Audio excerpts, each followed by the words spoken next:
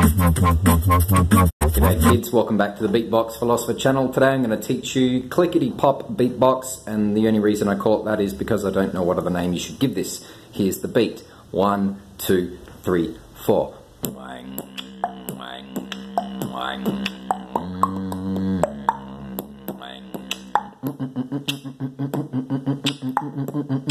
You get the idea. So let's break it down. We've got the kick and the snare. We've got some clicks. And then I'm humming underneath that really, so let's do it without the humming. 1, 2, 3, 4.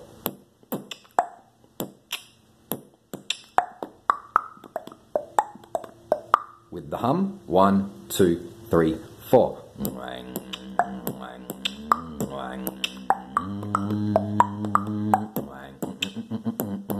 Keep practicing and I'll see you on the next video.